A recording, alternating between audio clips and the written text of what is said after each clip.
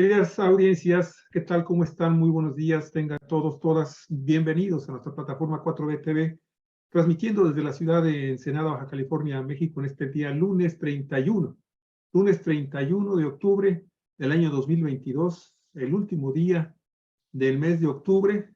Mañana, pues aquí rendirá su primer informe de gobierno la gobernadora, obviamente, Marina del Pilar Ávila Olmeda. Del programa del día de hoy de Los Innombrables, tocaremos así de manera ligera, hacer un primer análisis de este primer informe de actividades de la gobernadora de Morena en Baja California, las acciones que ha hecho, lo que no ha hecho, lo que hace falta, las expectativas que restan para estos próximos 5 años, 4 años acá en el estado, y bueno, checar finalmente también el tema de Lula. Lula se ha convertido en todo un fenómeno informativo desde ayer en la tarde, es más, desde el pasado fin de semana no se hablaba más en medios de comunicación a nivel internacional y nacionales, obviamente, de las elecciones, del proceso electoral, la segunda vuelta en Brasil, y en el transcurso del día se estuvieron dando muchísimos datos relativos a, pues, a cómo iba el proceso electoral. Y después de una muy apretada elección, Luis Ignacio Lula da Silva es declarado ya oficialmente por el Tribunal Electoral brasileño pues de que es el ganador. Y ese es el tema finalmente que también vamos a platicar con el innombrable que nos queda el día de hoy, amigos y amigas. Somos nada más 2 de 4, pero creo que vamos a abarcar bastante con estos 2 temas, mi estimado Armando Duarte Moller. Bienvenido, qué gusto saludarte. Gracias, muy bien, pero no lo digas en ese tono porque van a pensar que se está desgranando la mazorca y pues no, son situaciones. No, son por circunstancias de viaje. Pero la verdad, Armando, muy a gusto estar contigo. Y de veras, oye, lo de ayer, ¿no? El triunfo de Ignacio Lula da Silva en Brasil y geopolíticamente, pues habría que responder a esta pregunta, ¿no? ¿Qué representa para Latinoamérica y el resto del mundo el regreso de este sindicalista minero a la presidencia brasileña? Fíjese, hoy un amplio sector de la política internacional se está congratulando de la victoria, apretada, pero triunfo al fin, de este progresista brasileño que, de acuerdo con el expresidente estadounidense Barack Obama, pues fue el político más popular del mundo y que inspiró incluso también al carismático expresidente socialista izquierdista de Uruguay, José Pepe Mujica, a decir que Lula nunca dejó de ser un dirigente sindical, un desador de entuertos. No es un radical, es un negociador nato, un luchador nato. Y por eso pareciera ser que son de estos políticos que las derrotas parece ser que finalmente, en lugar de perjudicarlos y de hacerlos mínimo, los fortifica y los engrandece. Armando, te escuchamos en tu primera intervención sobre este tema que sin duda alguna va a estar influyendo mucho ya en la opinión pública mundial. Sí, mira, yo destacaría 2 cuestiones de entrada importantes desde mi punto de vista en este triunfo que se dio allá. Como tú dices, muy cerrado. Fue una diferencia prácticamente de un punto y fracción, alrededor de 2 millones de votos la diferencia, en un país en donde votan más de 120, 130 millones, tengo entendido. Entonces, es una victoria muy cerrada, la de Lula. ¿Esto qué significa? Significa que su gobierno va a ser un gobierno bastante acotado por las fuerzas opositoras, ¿no? Que seguramente representará un reto que espero Lula pueda superar. Creo que sí es un político muy experimentado. Como tú dices, es un negociador y que busque la forma de que no obstante que el país quedó prácticamente partido a la mitad entre la gente que lo apoya a él y la gente que apoya al candidato o apoyó al candidato de la oposición, pues va a tener frente a sí un gobierno complicado, vamos a decirlo, ¿no? De esa manera, un gobierno complicado. Esto no le quita méritos a la campaña de Lula. Hay que recordar las circunstancias en que se da.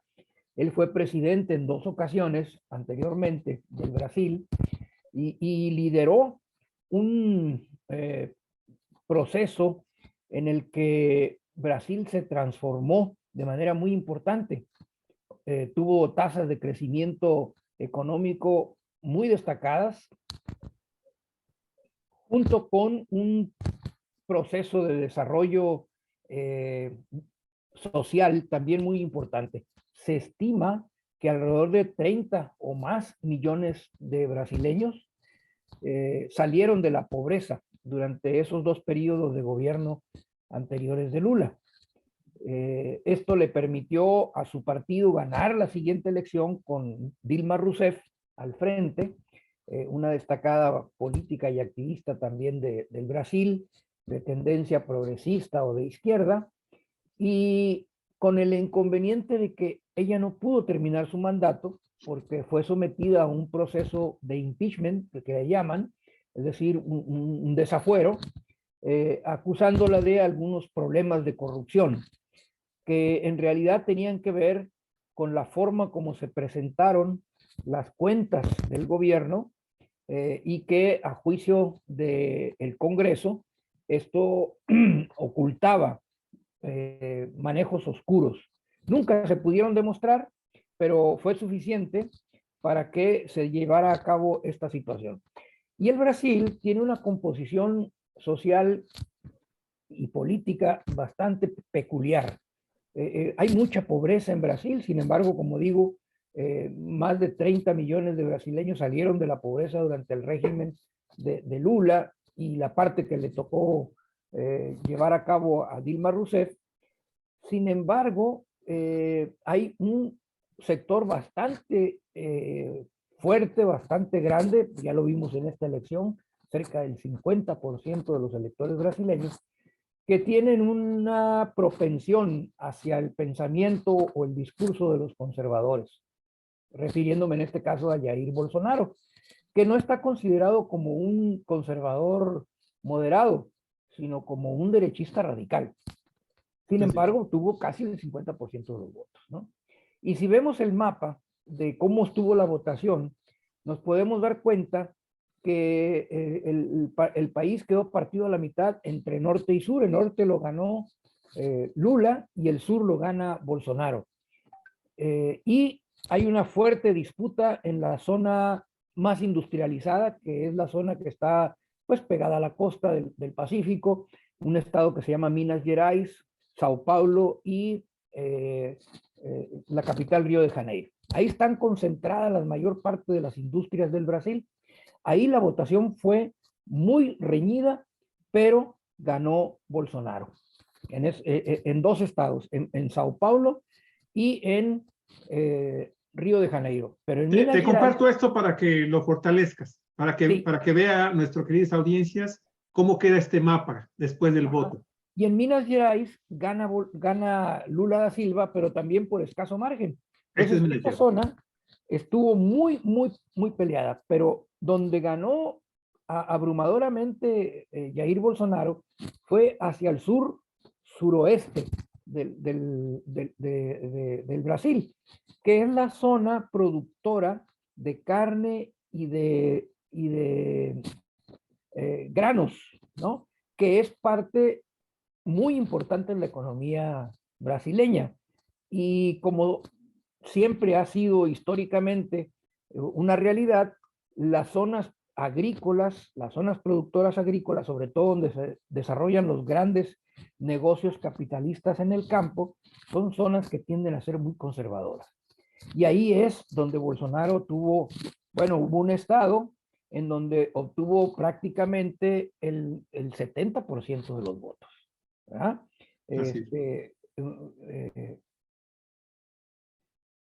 Y bueno, también en el norte, Lula tuvo algún estado donde obtuvo el 76% de los votos, pero es una zona menos de menor desarrollo económico, en donde los programas sociales tienen un mayor impacto en la gente. Me imagino que por eso también, recordando pues la época en que él estuvo allí, y seguramente de esas zonas de donde la gente salió de la pobreza, tuvo mayores apoyos Lula da Silva. Entonces tenemos un país dividido en dos partes, ¿no?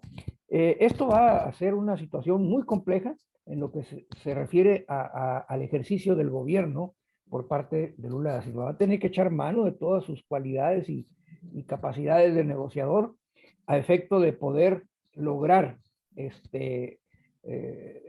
pues la gobernabilidad necesaria para sacar adelante no solamente su gestión en los años que le corresponden, sino también poder sacar adelante su programa.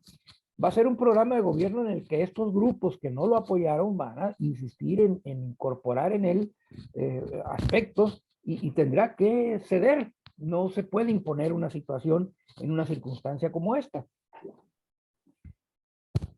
La otra cuestión que quiero destacar es que Lula da Silva estuvo preso durante más de un año, casi 2 años, acusado también de corrupción, que no se pudo demostrar y que por esa situación salió de la contienda, porque estaba él aspirando, cuando Bolsonaro es candidato de la derecha, también se postulaba Lula da Silva. Y Lula da Silva iba ganando en las encuestas, pero se da entonces la sentencia del tribunal de la Suprema Corte, el equivalente a la Suprema Corte allá en el Brasil, en contra de Lula da Silva y lo condenan a una pena que creo que era de 14 años, ¿verdad?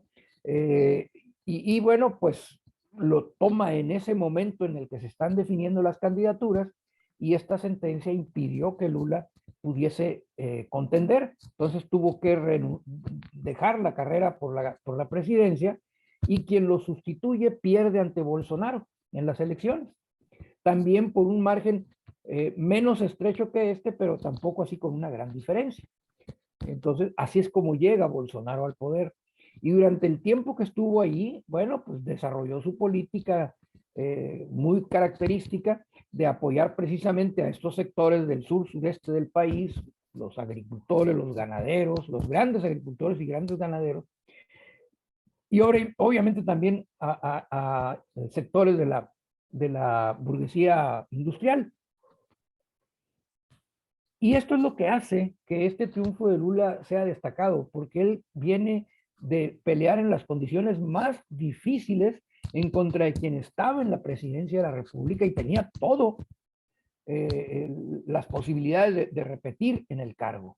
Entonces Lula viene de salir de la cárcel, de tratar de reconstruir un partido en el que estuvo ajeno durante más de cerca de 2 años, porque estuvo encarcelado, un partido, el Partido del Trabajo, que había sufrido un proceso de desgaste, de pérdida de militancia importante y buscando establecer alianzas que logra concretar para lanzar este movimiento que le llamó él Movimiento por la Esperanza, una especie de coalición de partidos con el Partido del Trabajo al frente, el más numeroso, el más fuerte, y otros pequeños partidos, algunos de tendencia izquierda, otros del centro, e incluso se habla de sectores conservadores.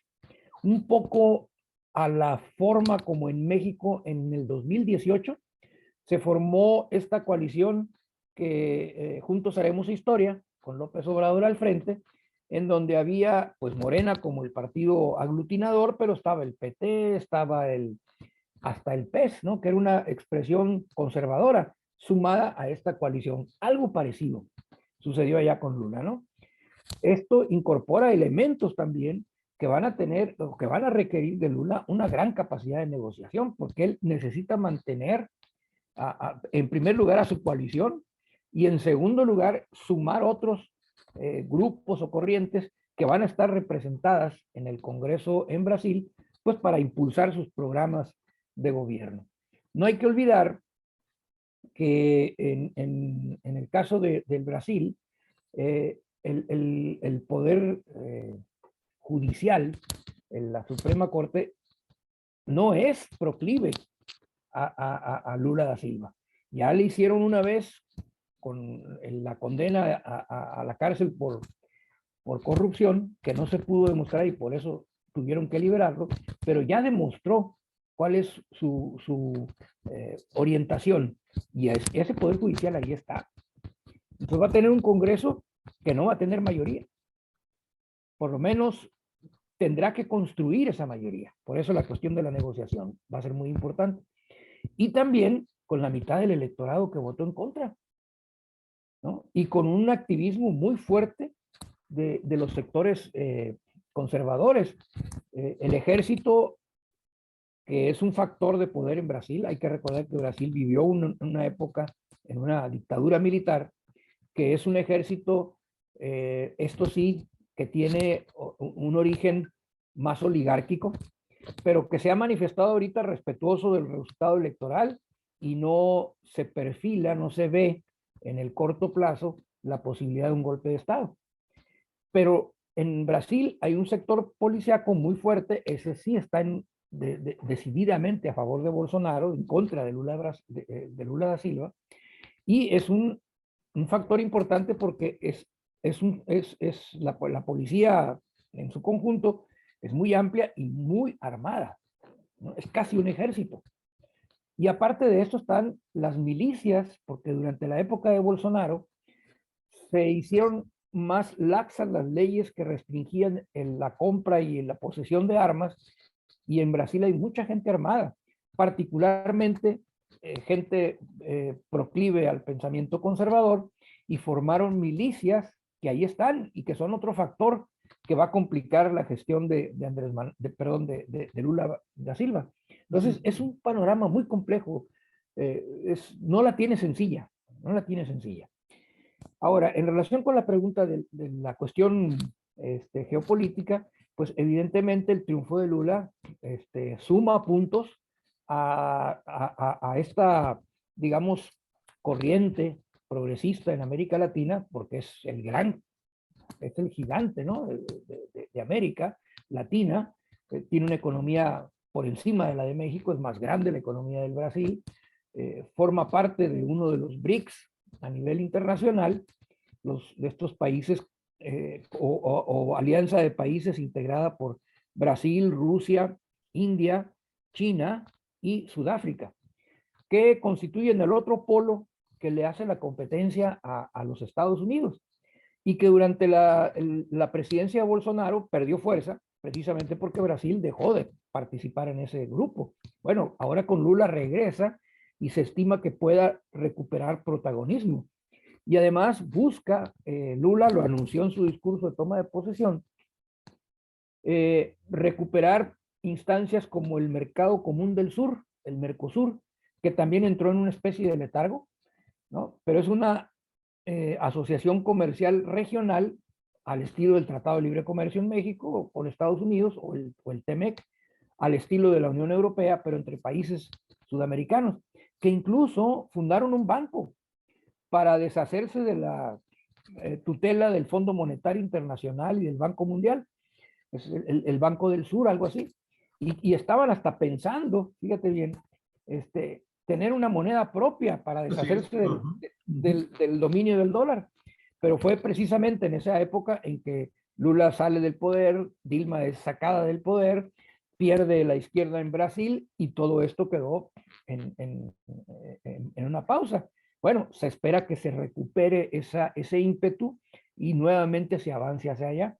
Entonces, para los intereses de la potencia hegemónica americana, que es los Estados Unidos, el triunfo de Lula es un punto en contra, ¿no? Desde el punto de vista geopolítico.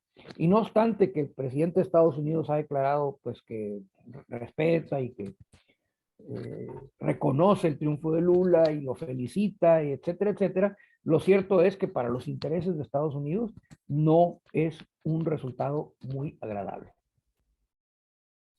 Pues mira, Armando, este resumen, hasta ahí para de momento, ¿verdad? Sí. Ya, es bien interesante y te agradezco mucho porque lo has resumido de una manera muy, muy interesante.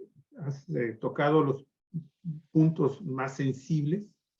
Y yo nada más podría agregar que a final de cuentas el triunfo también de Luis Ignacio Lula es una muy buena noticia también para el ambientalismo mundial, porque en su discurso de toma, de reconocimiento de su victoria, después de las elecciones de ayer, ya por la tarde, en la noche, manda su primer mensaje y plantea las políticas, los grandes puntos que va a tocar su administración en la conservación, para la conservación de la Amazonia.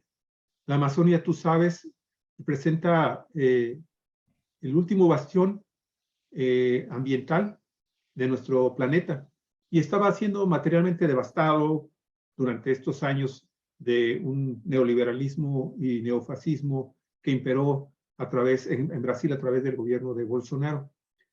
Y lo que él anunció, creo que también por otro lado deja constancia de las presiones y de la enorme dificultad que va a tener para lograr consensos y poder gobernar el Brasil con un Congreso, como bien tú lo dices, que está unos cuantos escaños abajo del bloque de la derecha y del fascismo brasileño, pero también tiene a gobernadores de mayoría bolsonista.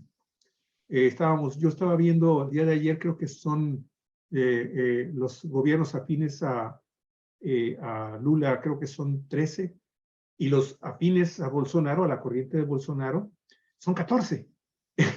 Entonces, es muy interesante también mencionar ese aspecto porque de alguna forma, insisto, en su discurso de ayer fue muy cuidadoso de las formas, muy cuidadoso de no lanzar señales que pudieran en un momento determinado provocar lo que sucedió en Chile con nuestro queridísimo joven chileno, Boric, perdón, que se abre de capa en los primeros días con sus discursos y sus acciones de gobierno, y de tener una enorme popularidad, pues hoy la verdad es preocupante el bajo nivel de aceptación que tiene, incluso entre los coaligados, la gente que estuvo, los partidos y las corrientes políticas que se coaligaron con él para finalmente llevarlo a la presidencia de la República.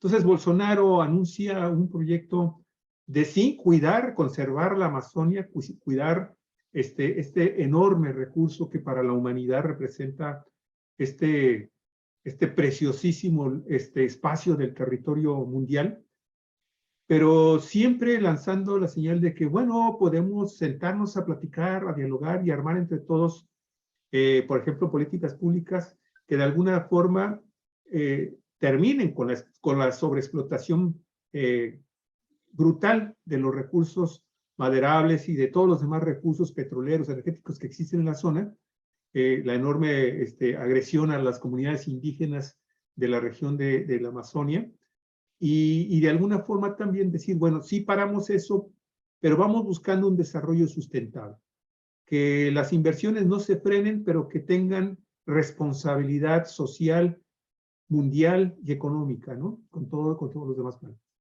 Y entonces, esto a mí me llamó mucho la atención porque, a diferencia de Andrés Manuel López Obrador, en el caso mexicano, pues su margen de triunfo es apenas pírrico. Creo que llega un poquito más o apenas está por llegar, llega un poquito más o sobrepasa el 1% de la diferencia, que en el caso brasileño, pues estamos hablando de prácticamente 2 millones de diferencia. 60 millones contra 58 millones, una cosa así, andan. Finalmente así cerraron las urnas y el conteo oficial. Y ahora la enorme perspectiva, estimado Armando, es cómo los países latinoamericanos vamos a buscar integrarnos de nueva cuenta en este segundo intento, en esta segunda oleada de gobiernos progresistas hacia una consolidación del sueño boliviano, de la integración de nuestras naciones. En este momento, sin duda alguna, hay gobiernos de naciones sudamericanas y centroamericanas que no esperábamos que pudieran en un momento determinado llegar también a integrarse a esta corriente, ¿no? Colombia, el gran caso, ¿no? Emblemático. Pero por otro lado también vemos gobiernos progresistas muy acotados. Chile, también con una presencia ultraconservadora y conservadora en los círculos de poder, también al igual que lo que está sucediendo acá en México, pues han integrado una campaña mediática, propagandística, de mentiras, de presiones de todo tipo hacia el gobierno chileno, lo mismo que está sucediendo actualmente con el gobierno mexicano, con un Perú sumamente acotado, muy desprestigiado también el presidente progresista del Perú. Pero por otro lado, Colombia, ¿no? Colombia tratando de dar un ejemplo también de que cuando se tiene el respaldo popular en las urnas, puedes entonces asumir la toma de decisiones que modifiquen de manera profunda algunos problemas sociales y económicos del país. Y así nos vamos. Y si el fortalecimiento, el resurgimiento y el fortalecimiento del Mercomún al mediano plazo se antoja posible, ¿sí? Con organismos administrativos y de representación política a nivel internacional importantes que se pueden también ir modificando. La OEA tiene que cambiar, sin duda alguna la OEA tiene también que ser objeto ya de renovación en sus cuadros políticos, y entonces eso nos permitirá entonces también integrarnos a la orquesta mundial, en donde vemos que Europa, pues en la verdad la está viviendo muy difícil, porque hoy se dio a conocer que los índices de inflación en Europa, en el continente europeo, les llegaron al 10.7%, algo que era totalmente inusual, algo que era impensable todavía hace cosa de 5 años. Y bueno, lo que está sucediendo con los Estados Unidos, que también tienen la enorme presión de su derecha y de su ultraderecha, que sin duda alguna también están acotando el mensaje y la forma de hacer política por parte del presidente Joe Biden.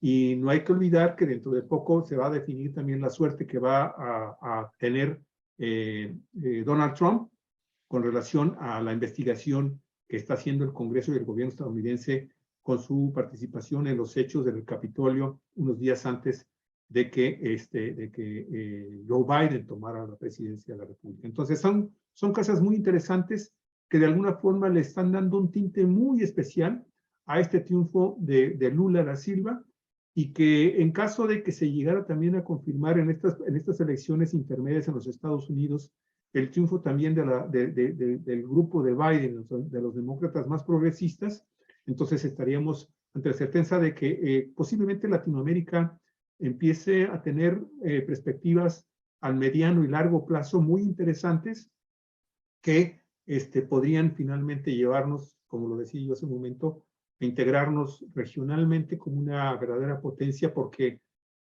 la población y los recursos los tenemos los latinoamericanos. Armando, no sé si quieres agregar algo más. Sí, Sobre mira, yo quisiera también comentar que en este periodo en el que hay un resurgimiento de los gobiernos progresistas en América Latina, el contexto económico es diferente a la primera ocasión, la primera oleada. En aquella ocasión, la situación de la crisis económica que se presentó en muchos países, en Argentina, en Venezuela, y que dieron paso o facilitaron el tránsito de los gobiernos neoliberales hacia gobiernos no neoliberales, tuvo la fortuna, ¿verdad? Ese proceso de transición, de que el mundo entró en un periodo en el que el precio internacional de las materias primas, que eran digamos que la principal fuente de ingresos de estos países, se incrementó. Se incrementó el precio del petróleo, se incrementó el precio de los bienes agropecuarios, y los países latinoamericanos son exportadores de petróleo y bienes primarios. Entonces, ese alto costo de las mercancías de este tipo, que los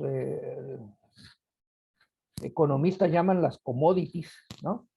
Permitió a los gobiernos progresistas tener saldos muy favorables en su balanza comercial y en su balanza de capital, en su cuenta de capital, excedentes, que fueron los que permitieron realizar grandes programas de bienestar, como fue, por ejemplo, los programas de vivienda, los programas de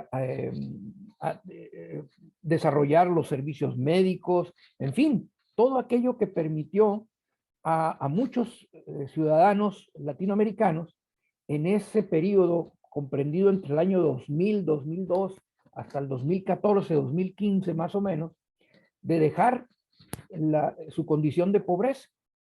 Bueno, en este nuevo periodo, el entorno internacional económico es muy complicado.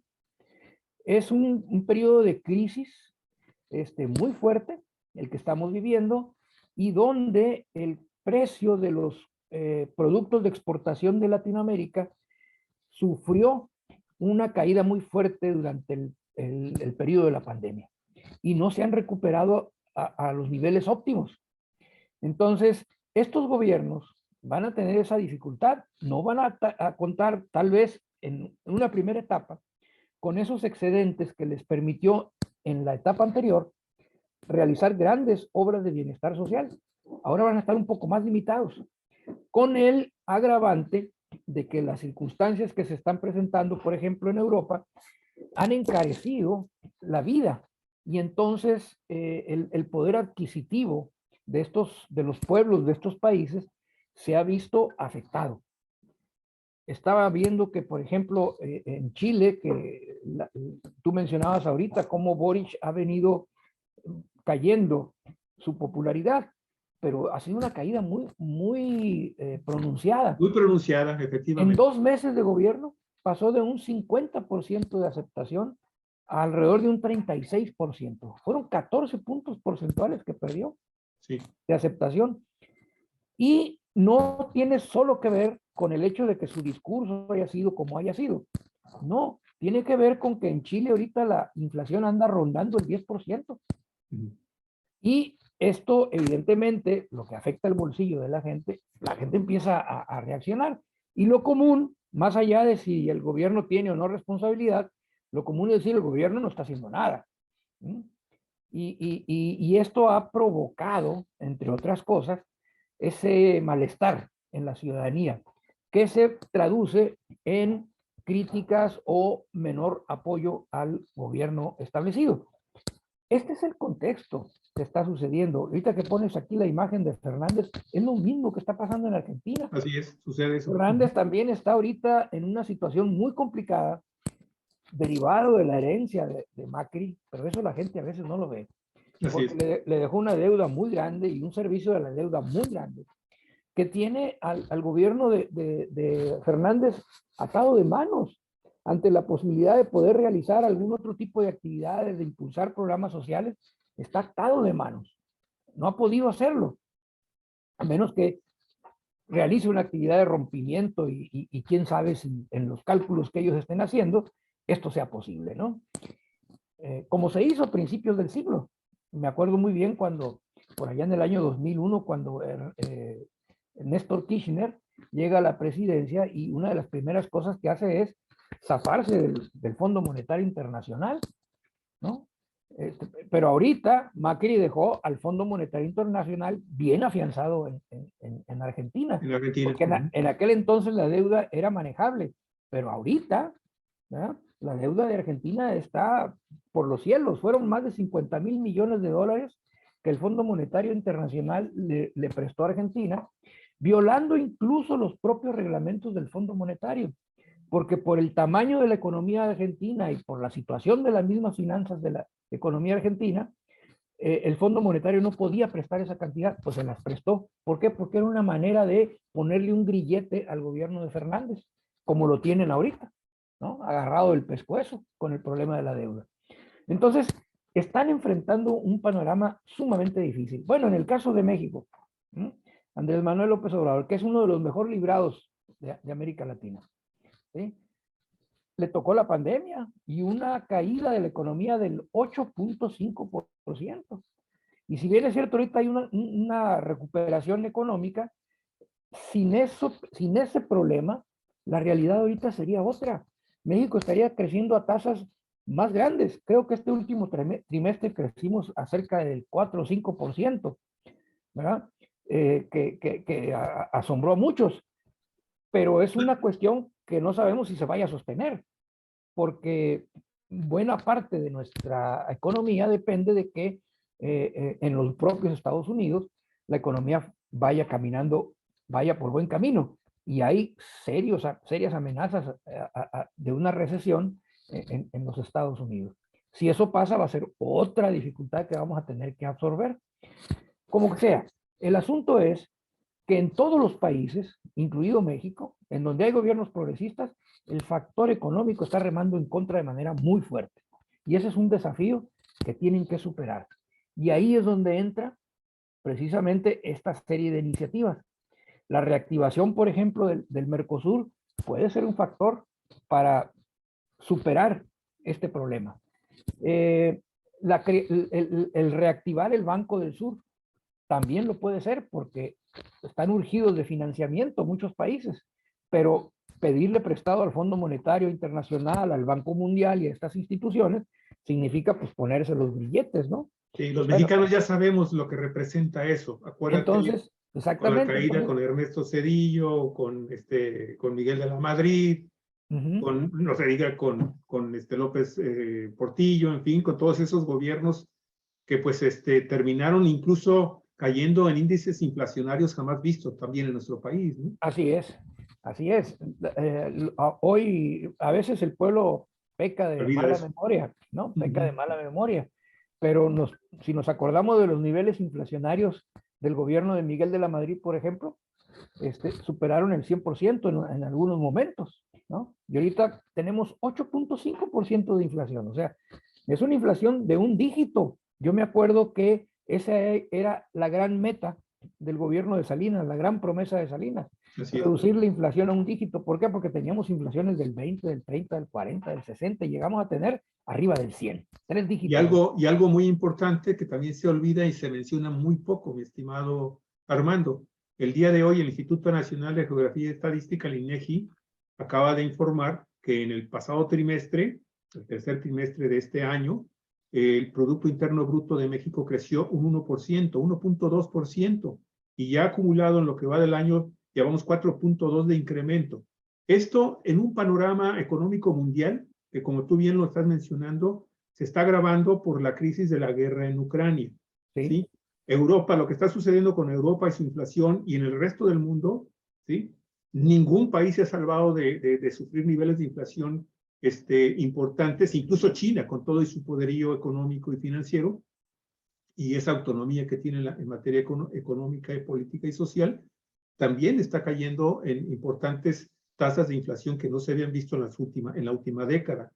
Y sin embargo, esto se nos olvida a los mexicanos muchas veces porque estamos sujetos a este perverso juego El bombardeo. mediático, este bombardeo de guerra sucia que no termina.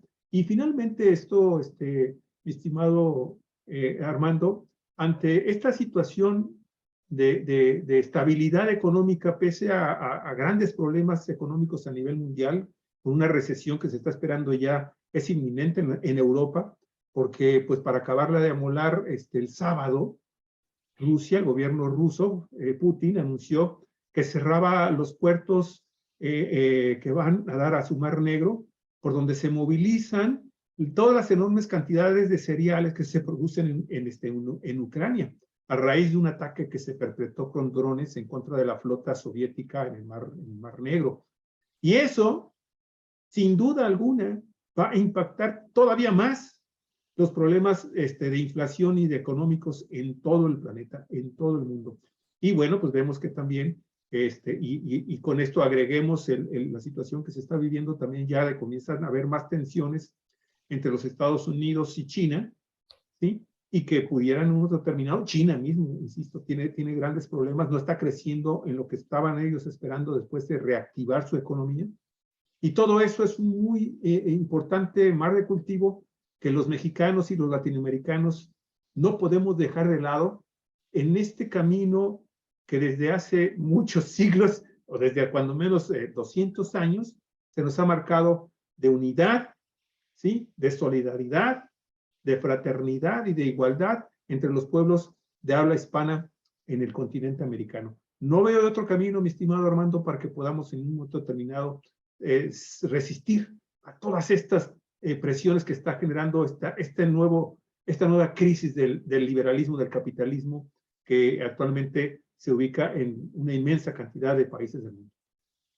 Sí, es un panorama complejo Ujú. y como bien dices, la solución para regiones como la latinoamericana está en procesar esa integración y convertir a la región pues en una entidad desde el punto de vista económico, pero también diplomático y político competitiva en el marco de un mundo caracterizado por esta disputa por la hegemonía entre Estados Unidos y ahora China, ¿no? En donde también entran actores como Rusia, que económicamente no es tan poderosa, pero militarmente sí. India, que está creciendo también de manera muy importante y que forman parte de los BRICS, ¿no? Así es. Entonces ahí se va configurando esta situación y ahí es donde habría también que destacar que Andrés Manuel lanza una propuesta a toda América, ¿verdad?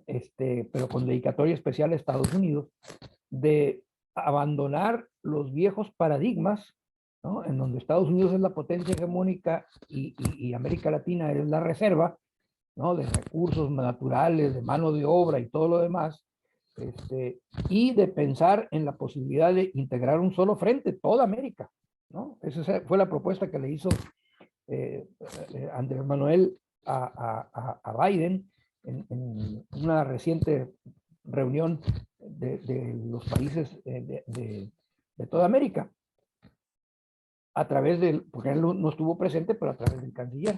No Claro. es Estados Unidos contra China, vamos olvidándonos de esos conflictos y aprovechemos nuestra circunstancia y Eso. convirtamos a América en un polo de desarrollo, Así ¿verdad? es. Sin, Oye, hermano, y para cerrar este capítulo, este tema, ajá, para ir con lo de Marina y cerrar sí, ya el programa, uh me -huh. gustaría mucho que nos dieras tu opinión de cómo crees que se va a desarrollar la relación México-Brasil, Brasil-México, ahora con Lula en el gobierno, con un México que todavía tendrá un año y medio de López Obradorismo, por mencionarlo de una forma, y la perspectiva de las elecciones 24, ¿no? Que también yo no lo veo tan complicado para que finalmente el modelo de Andrés Manuel López Obrador se profundice con un gobierno que todavía se mantenga en esta línea de conducta, en los grandes lineamientos de lo que se haya dado a llamar la cuarta transformación, y que finalmente la derecha y el conservadurismo y el ultraconservadorismo no dudo de que van a salir derrotados.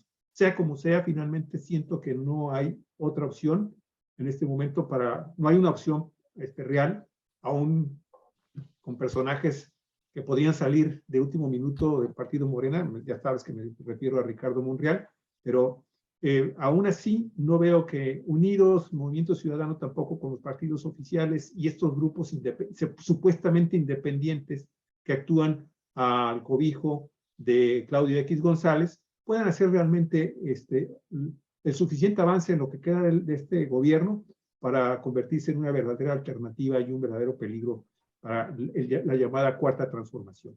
Yo ¿Cómo creo ves tú que esto? sí, yo creo que están dadas todas las condiciones para que las relaciones entre México y Brasil se fortalezcan, ¿verdad? Haya un acercamiento aún mayor, pero sobre todo que se pueda establecer alianza estratégica entre todos los países latinoamericanos, incluidos Chile, incluida Colombia de reciente ingreso a esta oleada este, eh, progresista, y que bajo el liderazgo de Brasil y de México como las grandes economías latinoamericanas, se pueda avanzar en esa integración.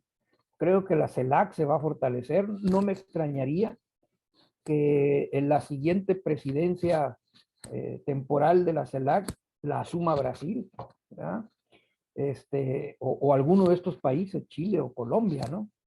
Y que ahorita la tiene Argentina, la tuvo México, y que a partir de este organismo se avance en el proceso de integración. Va a ser muy importante qué opine Lula con respecto a la propuesta de Andrés Manuel de ese frente unido de todas las Américas, incluyendo Estados Unidos y Canadá. Si él retoma esta iniciativa, creo que tendrá posibilidades de avanzar. Si no lo hace, me parece pues que va a seguir siendo una propuesta de México, ¿verdad? Que probablemente en América Latina no encuentre mucho eco, ¿verdad? Más allá de que sea una propuesta interesante que hay que analizar. Porque el sentimiento antinorteamericano en América Latina es fuerte, sobre todo entre los progresistas, por el papel que ha jugado los Estados Unidos en la historia de estos países, ¿no? Su intervención en los golpes de Estado, las invasiones, en fin, hay elementos muy sensibles que pueden remar en contra de que los gobiernos de estos países consideren esa posibilidad de una unidad de todas las Américas. Oye, Armando, hay que ver cómo viene. permíteme preguntarte, en esta dinámica y en este contexto que estás diciendo, ¿cuáles crees tú que podrían ser, vamos a ponerlo sencillo, 3 grandes temas latinoamericanos que podrían ser el inicio de una integración en materia política y económica? Bueno, en primer lugar, el tema de la economía. La necesidad de fortalecer la integración de los países de Latinoamérica y fortalecer los lazos económicos y comerciales, ¿no? Yo ¿Una creo especie que de tratado de comercio latinoamericano? ¿Algo así? un Mercosur ampliado, ¿no? Un Mercosur ampliado. Esa sería una. Luego, el otro aspecto es la defensa de los recursos naturales, que América Latina los posee en gran cantidad, afortunadamente, y que un manejo racional y nacionalista de estos recursos pueden ser una palanca muy importante para el desarrollo económico. Entonces a mí me parece que la defensa de los recursos naturales, la defensa del medio ambiente puede ser otro elemento importante para la integración. Entonces ya estamos hablando ahí de 2 elementos, ¿no? Las relaciones comerciales, la defensa de los recursos naturales y del medio ambiente y el impulso a la democracia. Ese puede ser el otro aspecto. Porque lo que está detrás, por ejemplo, de movimientos como el de Bolsonaro, evidentemente, pues es movimientos de carácter autoritario, ¿no? Y lo que está detrás, por ejemplo, de la resistencia y la oposición que hay tanto en Chile como en Argentina, como en Colombia, y hay que decirlo también en México, pues son este talante autoritario de estas organizaciones que se disfrazan de demócratas, ¿verdad? Y acusan a los dirigentes de los gobiernos progresistas de ser tiranos, ¿no? Autoritarios y antidemocráticos, pero en el fondo ellos son los que están tratando de mantener los privilegios. Entonces, la profundización de la democracia, y aquí en una ruptura con el concepto de democracia liberal representativa, para pasar a un concepto de democracia progresista y participativa, donde la gente tenga más injerencia y mayor participación, puede ser el otro elemento que caracterice o que permita esta unidad, ¿no? Cómo lograr el avance de la democracia, pero de la democracia participativa en América Latina. Un frente que ya hay un embrión, ¿no? Este grupo que le llaman el Grupo de Puebla, que es un organismo multilateral en donde varios países latinoamericanos participan a nivel de ministros, a nivel de jefes de Estado, y que periódicamente se reúnen precisamente para discutir los temas relativos a la democracia. Entonces, con eso cerrarías sí. Nuestro tema en relación con la victoria de nuestro querido Lula da Silva. Muy bien. Finalmente, mi estimado Armando, pues ya pasando al ámbito doméstico, ¿no? al ambiente doméstico Baja California, un año de gobierno de Marina del Pilar Ávila Olmeda. Mañana tengo entendido que da lectura a su primer informe de gobierno y no sé tú qué opinión tengas, qué podríamos de alguna manera concluir de estos primeros 12 meses de administración pública de Marina del Pilar, acá en Baja California. Bueno, es complicado tener un juicio muy preciso para mí en este momento.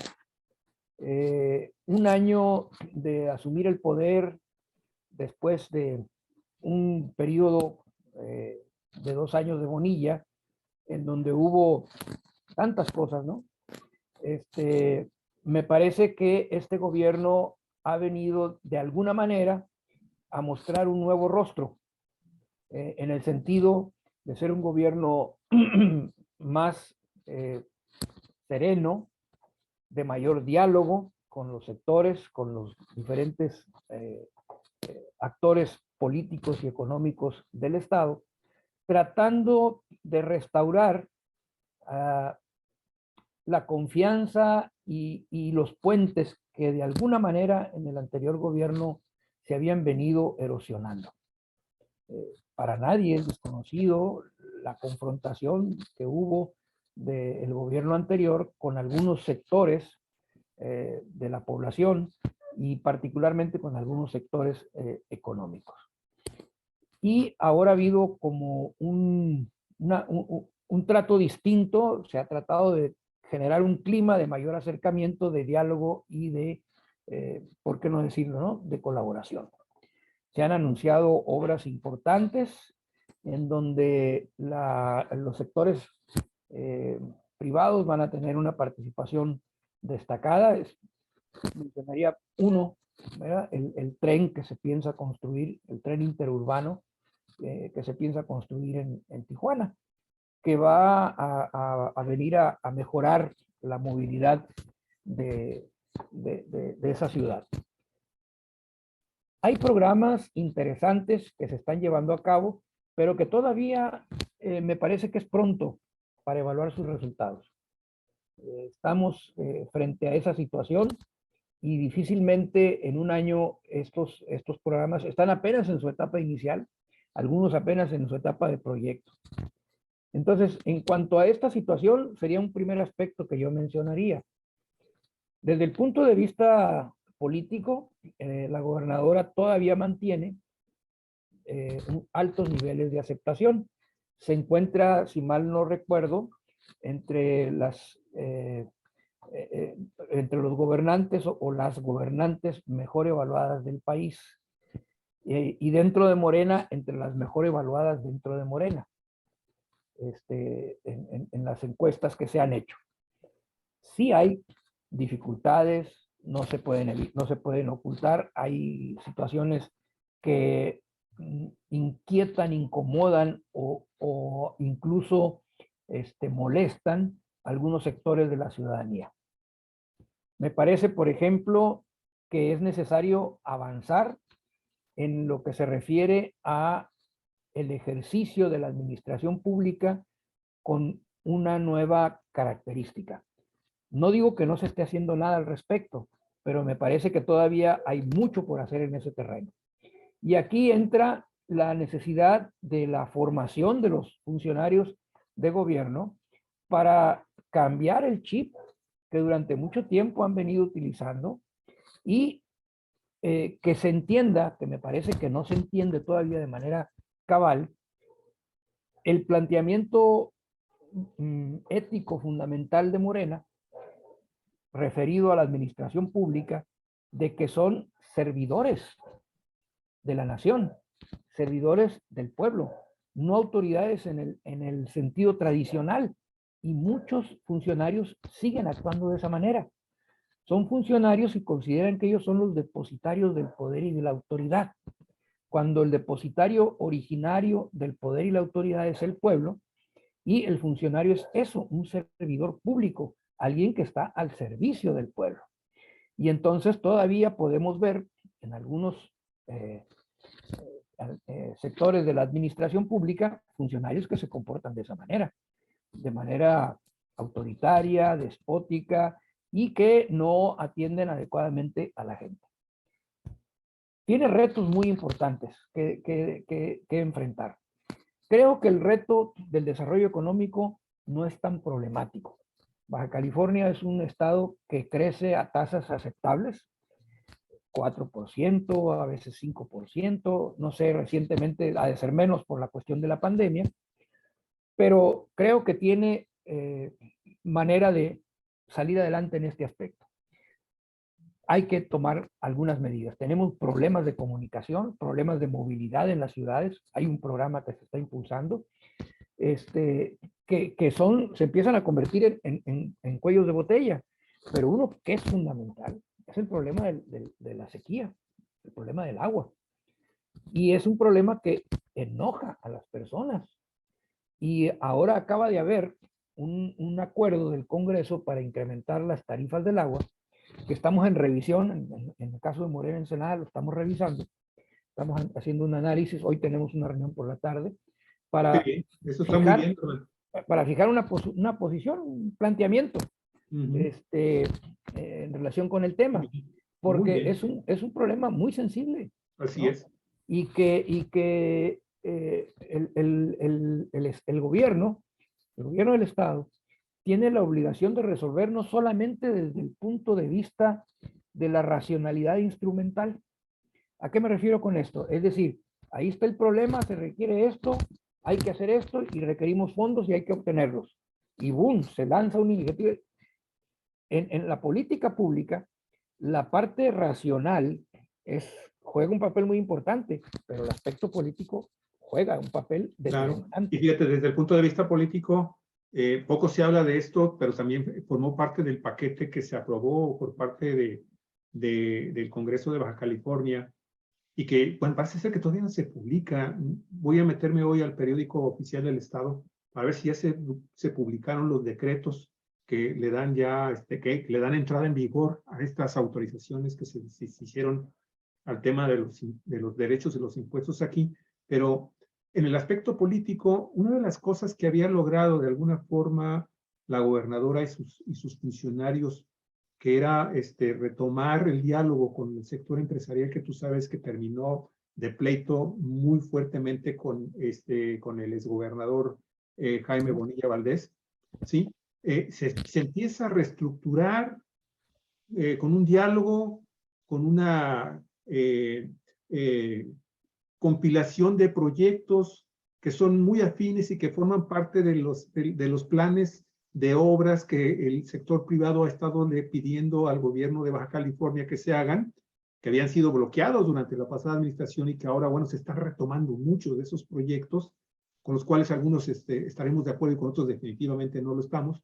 Sin embargo, se rompe ese diálogo, se rompe ese reinicio de buenas relaciones entre el sector empresarial y el gobierno del Estado. Y no estoy hablando, obviamente, tú sabes perfectamente bien que yo no soy muy pro empresarial, muy pro patronal, que digamos. Sin embargo, creo que en ese sentido, la queja que han expresado los empresarios con relación a sobreprecio del 1.25 adicional al que ya existía en materia del impuesto sobre nómina, pues la verdad, golpea de una manera muy importante la economía también de las empresas, que sin duda alguna se va a ver reflejado también en el tema salarial y de prestaciones que se le otorgan a los trabajadores en materia de empleo, y que aparte, junto con los cambios en los derechos por el consumo de agua en Baja California, y ahí vienen todos, doméstico, industrial, comercial y hasta gubernamental, pues yo considero, a lo mejor estoy equivocado, sin embargo, creo que le pegan a una de las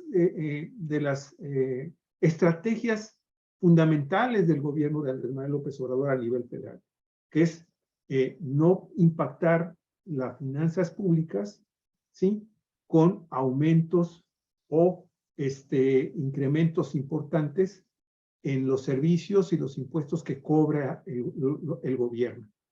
Y Y aquí el problema es que también esta decisión se toma a escasos 2 meses de que entre en vigor también la nueva ley de impuestos, que hasta el momento tampoco la conocemos a detalle, pero que sin duda alguno hay un temor muy justificado de que pudiera también contemplar otros aumentos en el precio de los derechos por agua, por consumo de agua, que definitivamente, hasta donde sabemos también, este aumento que se dio ahora en este mes de octubre, que fue sorprendente para toda la población, para todos los sectores, ¿sí?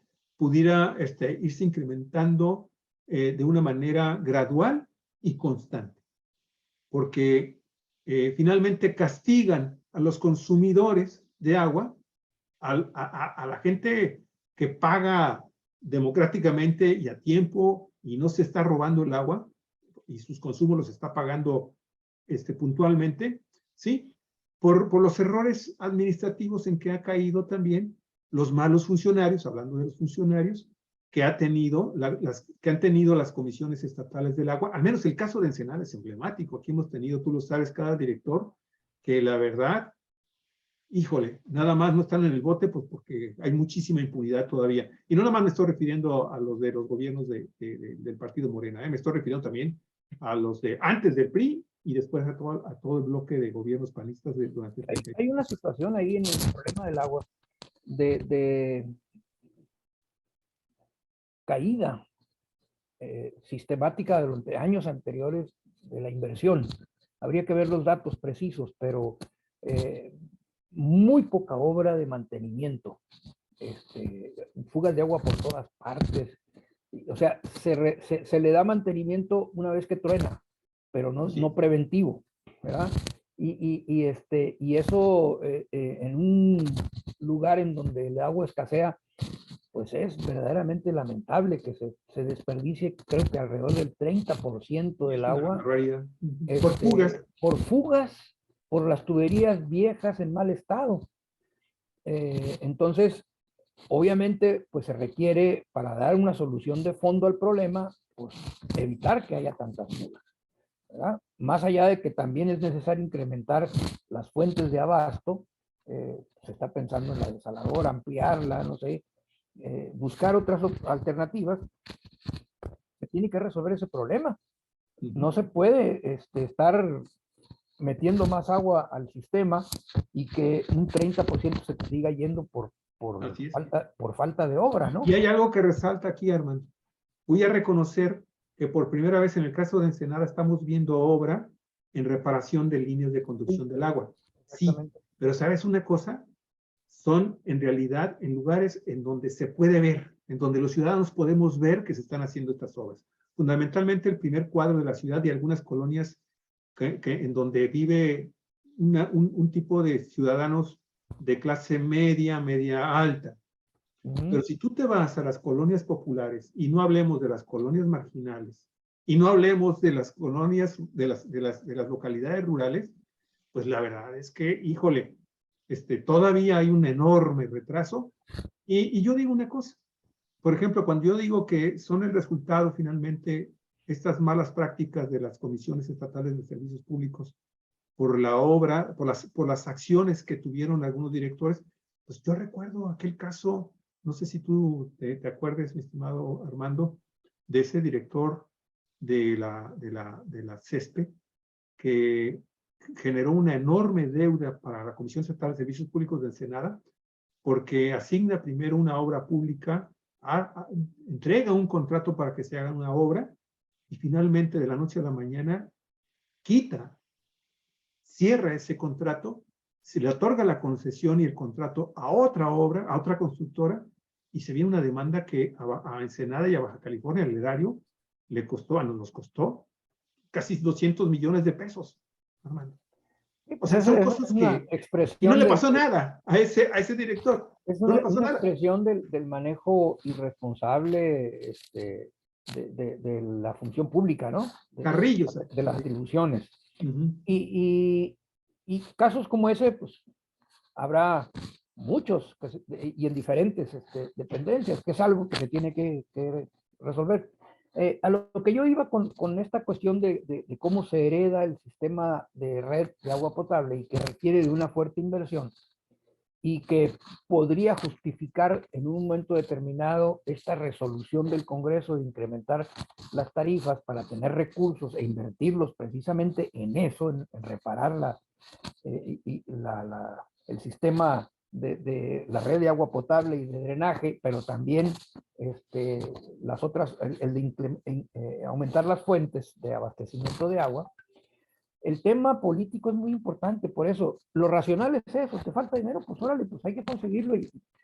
Pero la parte política es que tienes que cuidar que estas medidas no se conviertan en medidas que vayan a propiciar, como lo está haciendo, la inconformidad de sectores que luego pueden afectar la gobernabilidad. O sea, el gobernante tiene que, es como estar montado en un potro, ¿no?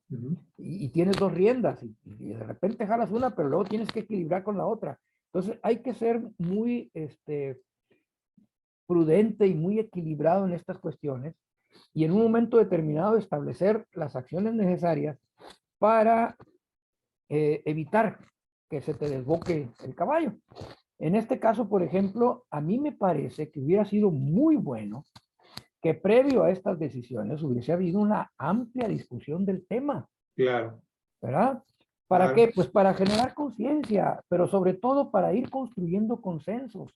Claro. A lo mejor la resolución es estrictamente en el punto racional impecable.